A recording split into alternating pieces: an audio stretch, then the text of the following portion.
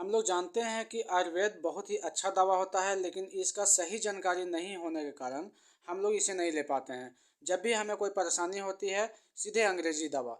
जबकि आयुर्वेद में भी ऐसे ऐसे मेडिसिन है जो आपका समस्या को जड़ से समाधान कर सकता है। जैसे फॉर एग्जांपल आज हम बात कर रहे हैं कफ सिरप। जो ये कफलेट जो कफ सिरप है, खांसी का एक नंबर काम करता है, बहुत ही अच्छा सिरप है। आपको खांसी को पूर्ण रूप से आपको ठीक करने का क्षमता रखता है। और सबसे बड़ी बात है कि बढ़िया कंपनी हिमालय की प्रोडक्ट है। तो आयुर्वेद अपनाएं और निरोग बने, ये हमेशा माइंड में